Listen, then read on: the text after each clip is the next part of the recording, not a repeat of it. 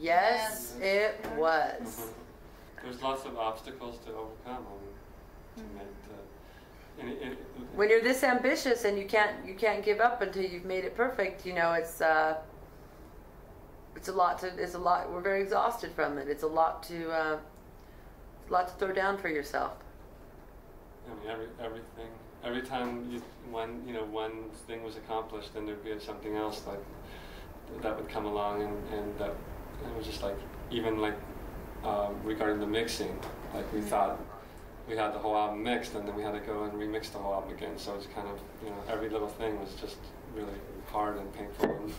And everyone involved was as ambitious. Our producer was as much of a workaholic, or more so, because he was like the director guy, and he's very anal about things like placements of mics, and that took up many extra weeks and months of just a production. Sonically and yeah, technically. And also just trying to make something that like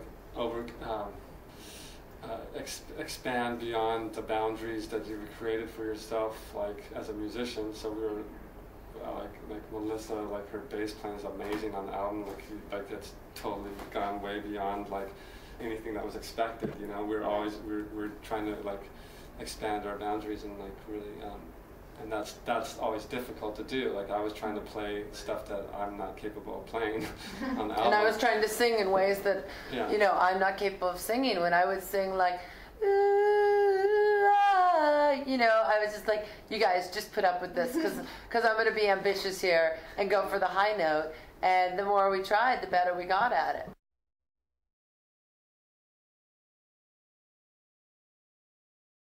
So much work. We all worked harder than we've ever worked in our lives. We worked with more efficient people, more equipment, more time, more money, everything to make the best finished product any of us have ever been involved with. For me personally, as a bass player and singer and collaborative songwriter, I went back to the basics of learning music beyond punk rock, beyond raw emotion, but craft, and having to learn the discipline and merging hedonistic creativity, spirituality with anal, hard work. And it took basically 9 months to write the songs, 9 months to record them.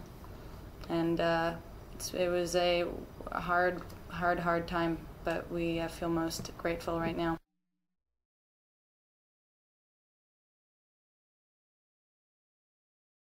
Well, no, we just knew what our influences were and what we wanted to achieve musically were great songs, great classic rock songs that were very original and culled from all sorts of musical history, from the most unique and impressionistic independent art bands to the most classic rock bands, but it all filtered through our systems, which means that you can't really hear much of, when I said, oh, let's do My Bloody Valentine, what you'll end up hearing just sounds like some rock riff. So we used a lot of influences to build an original record. And there's a lot of almost conflicting polar opposite influences, everything from the more melodic like dreamscape of like ABBA or Fleetwood Mac, but then there's also Led Zeppelin or Jane's Addiction, or all scopes of the musical history without being schizophrenic. Still the important thing, it's still cohesive. It's cohesive. It has a theme running through it. It's just like I always like any great classic record. Like if you put back when people owned turntables for CD players, you'd be able to put the record, like drop the needle in the beginning of every song, and it still sounds like that album and that band, and that's what makes a classic record. I mean, that's how you can tell a classic record. And I think that our record's kind of like that. I haven't heard it on a turntable yet.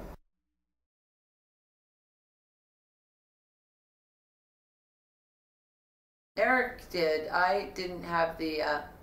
I think Eric would have no hair right now and weigh 400 pounds or weigh 90 pounds if he had produced this record. No, I never thought of that because I think the intention was always to make. We had co-producing, and Eric kind of did co-produce. He's credited on the album with additional production? I mean, I picked up some of the slack, but they're like like I always wanted to get like an old school producer, like someone that was like, what the problem is nowadays, a lot of people have like engineer producers, which they're not trained in like the big picture, and that's I was interested in more working with someone that was trained in the big picture, like a Brian Eno type, or somebody that was like that comes in and like analyzes the songs and really gets down to details, and that's how like all those old classic albums, a lot of them were made. They weren't made with just engineer producers or just engineers, you know.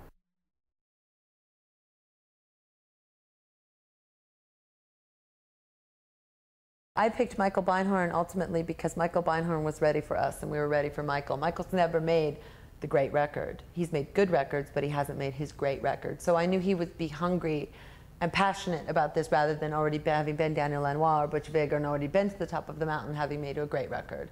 He hasn't made the great record. I wanted somebody who had equality to us, who was hungry and capable, and which we were, and who could meet us toe to toe. I didn't want somebody who'd already been there and had become a hack. I didn't want somebody who was hungry but incapable. I wanted somebody who had the experience but knew elegance and knew quality.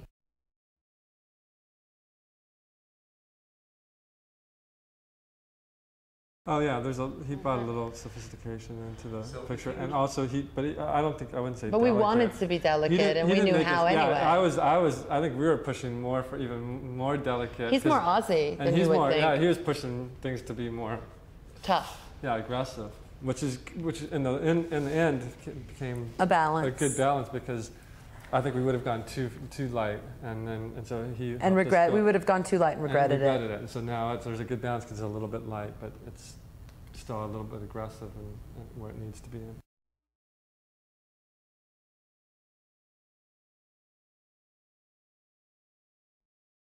That was me, and I dragged them down there because I wanted to go into the heart of darkness and you know, live there and live across the street from Anne Rice and down the street from Marilyn Manson, and you know, get into that dark New Orleans vibe. And we were practicing in a mystical Masonic temple, and it was very dark, and it only lasted a month, and we just wanted to try different geographies. I think we wrote in New York as well for a bit.